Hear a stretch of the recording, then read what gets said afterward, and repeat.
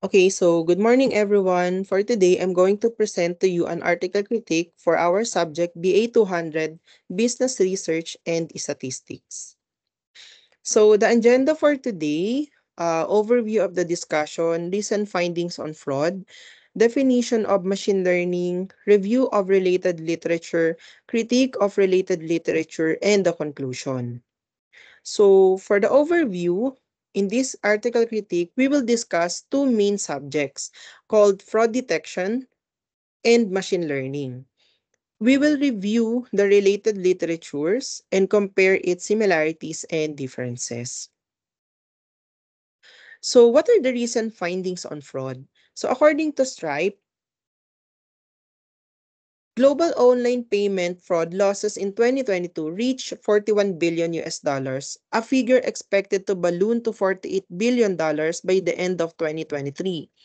Combating payment fraud and mitigate its devastating financial and reputational damage has become a top priority for businesses. So beyond payment fraud's immediate financial losses, businesses also face potential erosion of customer trust and loyalty, as well as increased scrutiny from regulations and law enforcement agencies.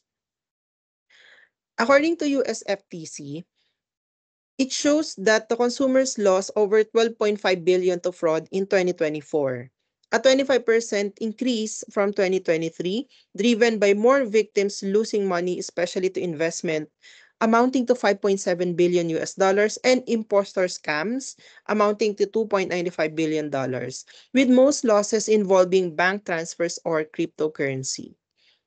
So in July 2025, an article posted by Pew Research Center, 73% of US adults have experienced some kind of online scam or attack.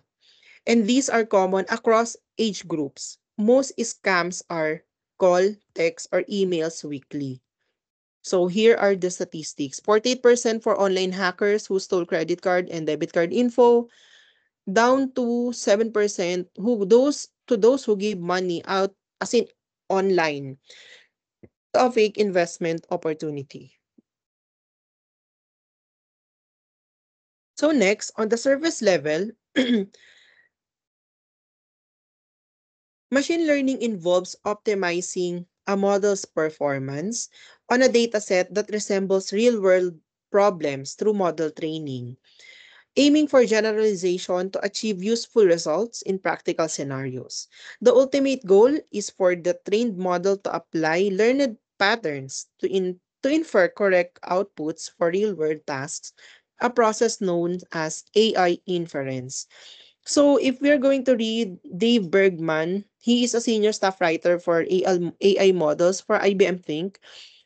Machine learning is a subset of artificial intelligence or AI focused on algorithms that can learn the patterns of training data and subsequently make accurate inferences about new data. So for the key terminologies, we have algorithm, patterns, make decisions or predictions, model training, and lastly, the term or combination of these words, machine learning, is often attributed to Arthur L. Samuel's 1959 article in IBM Journal. Some studies in machine learning uses the game of checkers. So not really the process per se, but the two terms that he combined, that's machine learning. So here's the oversimplified breakdown of related literature. So we will divide it to journal, introduction, methods, discussions, and business applicability. As I've mentioned earlier, we have five. So the first one is machine learning in financial transactions, fraud detection, and prevention by ERUPAN 2024. So for the introduction, it focused on the comparison between manual and application of machine learning in battling fraud.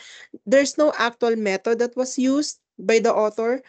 On the discussion, he discussed that even though ML can be a powerful tool in addressing fraud, several challenges such as the quality of data, the cost, the manual intervention has to be um, assessed as well before implementation. So for the business applicability, online retailer use ML, specifically the deep learning algorithm that recognize a customer's behavior patterns such as commonly used device, IP address, and shopping items or shopping times.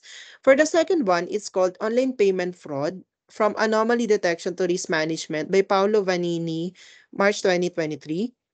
The discussion focused more on online and mobile payment and how it is being attacked by fraudsters.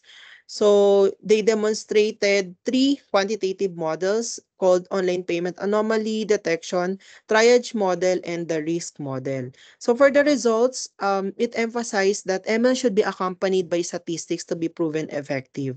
Human intervention such as interpretation of historical data also should be considered. And for the business applicability, real-time data, preferably from a private bank, can be a reliable source of data set of the implementation.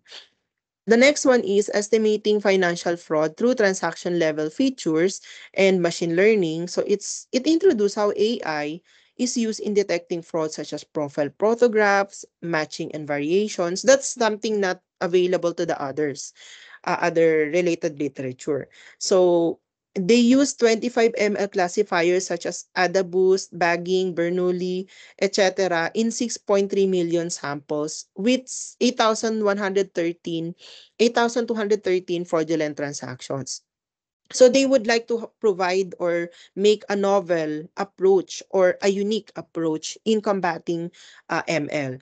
In the face of uncertainties and risk, a robust ML approach must be used by any financial institution to mitigate financial losses and commercially, of course. The trust rating should be up to the roof. And then for journal, we have a machine learning approach to credit card transaction fraud detection 2025. Define the fraudsters' strategies as becoming sophisticated, and ML should be maximized to detect this. They used four classifiers: logistic regression, support vector classifier, k-nearest neighbor, and decision tree. So the study addressed fraud by detecting class imbalances, feature scaling, and model. And for the business applicability, the credit card fraud can be minimized through implementation of ML models. Banks and payment services providers would benefit from this. And lastly, effective credit card fraud detection system using big data and machine learning 2024, it addressed the strategies done by fraudsters against credit card holders. So it employed exploratory data analysis and visualization such as histograms, scatter plots, and correlation matrices. So by using the confusion matrix, the study categorized the datasets into four: false positives, um, false negatives, true positives, and true negatives. So for the business applicability, the most notable business applicability is using ML is cross-industry collaborator like cybersecurity, insurance fraud, healthcare, by improving fraud data detection and sharing these to government agencies for better management.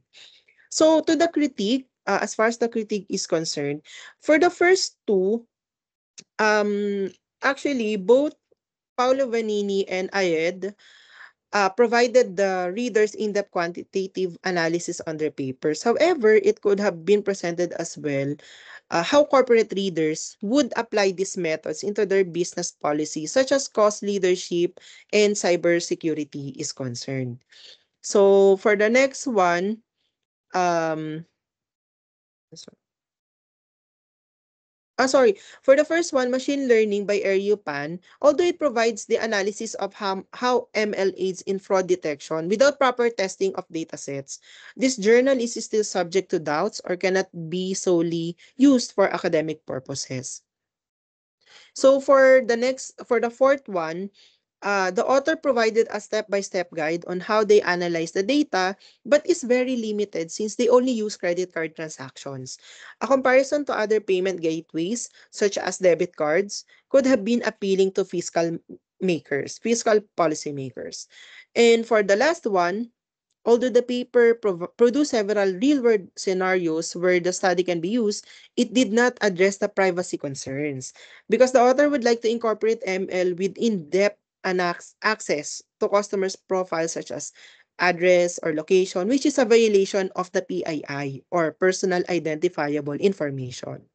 So to cap it up, in the rapidly changing technology and processes, both financial institutions such as banks, credit card processors, and merchants or the suppliers must be abreast in mitigating fraud.